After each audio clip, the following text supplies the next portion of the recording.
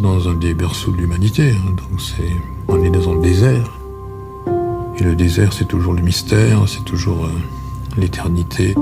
Alula, c'est effectivement un musée à ciel ouvert.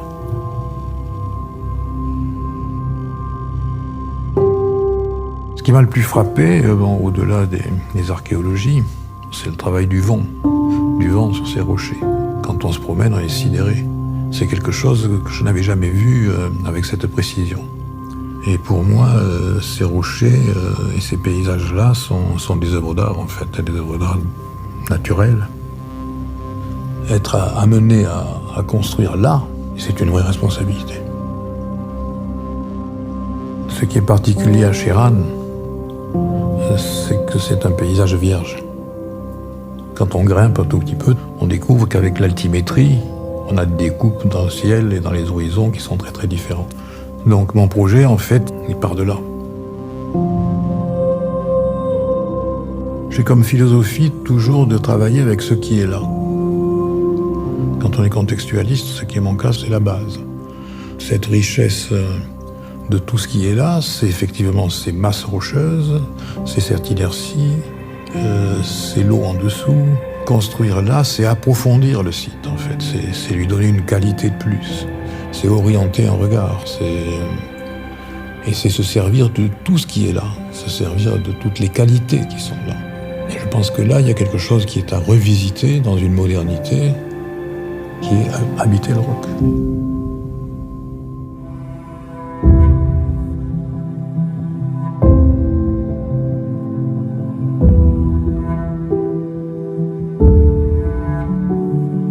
Ma première tentation a été de me servir de ces motifs créés ici par le vent et d'aller chercher, d'aller approfondir certains reliefs et de créer à partir de là des pleins et des vides et de créer des sortes de moucharabis aussi qui sont l'impression du souvenir de toutes ces formes. Et il va falloir amener de la lumière dedans parce qu'on veut des raies de soleil, on veut savoir où on est. On veut voir une perspective intérieure, on veut voir un cadrage quelque part, d'aller chercher les bons horizons, d'aller regarder de plus près le rocher qui est en face.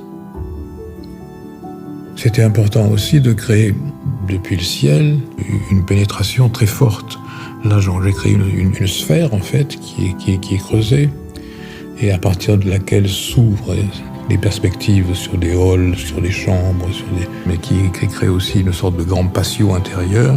Mais ça, c'est vu du ciel. Donc, c'est quelque chose qu'on découvre là comme une grande surprise. On va chercher la lumière, toujours. C'est le principe du puits, c'est un puits de lumière, mais enfin, c'est la même chose. Et puis, on a la conscience d'une échelle tout à fait différente. Parce qu'on sait qu'on est au milieu et on sait que 80 mètres en haut, il y a le ciel, on le voit. Je crois qu'il y a des conditions là qui sont celles d'une invention qui peut être un mode de vie. Notre but, c'est de garder toutes les qualités de l'inertie, c'est-à-dire d'user le moins possible d'énergie qui n'est pas indispensable, qui est même nuisible, simplement de ventiler de la façon la plus naturelle quand on peut. Donc c'est à partir de là qu'on travaille, c'est à partir de ces possibles-là, mais qui inventent automatiquement quelque chose. Donc là, dans ce resort, on va être effectivement dans des conditions uniques.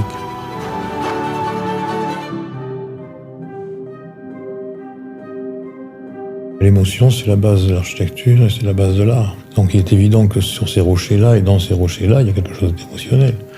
Il faut que quand on arrive sur le roc, sur la peau du roc, on découvre effectivement ces motifs en face et quand on voit cette lumière sur le rocher en face.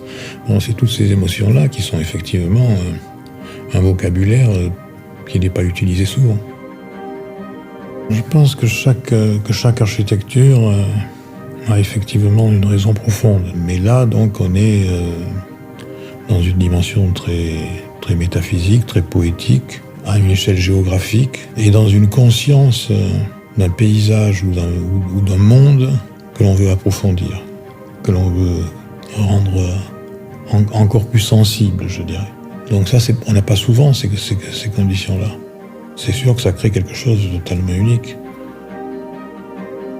Je pense que toute construction qui va venir là sans correspondance directe avec le relief ou avec la matière viendra troubler quelque chose. Donc ici, il s'agit de troubler, mais d'une autre façon. De troubler par l'émotion. De troubler à partir d'un matériel poétique, philosophique, sensible, qui est déjà là, et qui doit être plus accessible, peut-être après des interventions comme celle-là. De consommer dans la roche comme ça, de consommer dans ces épaisseurs-là, de consommer dans la géographie, de consommer dans un enfouissement. On est évidemment là, a priori pour l'éternité.